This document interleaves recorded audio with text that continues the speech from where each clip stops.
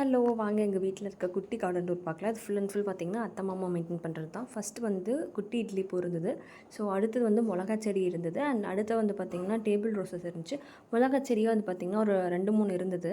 And இது வந்து பார்த்திங்கன்னா சாமந்தி பூ. அண்ட் மிளகா செடி பற்றி சொல்லணும் அப்படின்னா மிளகா செடி நிறையா இருக்கிறனால நிறையா மிளகா இருக்குது. ஸோ அதனால் வந்து எங்களுக்கு கடையில் வாங்குகிற ஒரு யூஸே இல்லை. ஸோ நாங்கள் எங்களோட வீட்டு யூஸ்க்கு வந்து அது கரெக்டாக இருக்குதுன்னு சொல்லலாம்.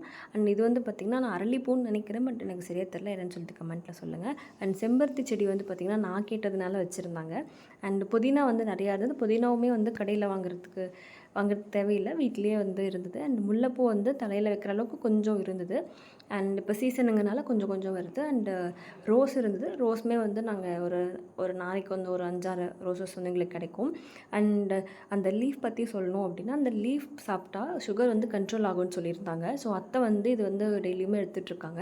ஸோ எடுத்துக்கிறதுனால வந்து சுகர் கண்ட்ரோல் ஆகுது அப்படின்னு சொல்லிட்டு அத்தை சொன்னாங்க. ஸோ இது என்ன லீஃபு, இதுக்கு மேலே என்னென்ன பெனிஃபிட்ஸ் இருக்குதுன்னு சொல்லிட்டு நீங்கள் கமெண்ட்டில் சொல்லுங்கள். நீங்களும் ட்ரை பண்ணி பாருங்கள். தேங்க்யூ.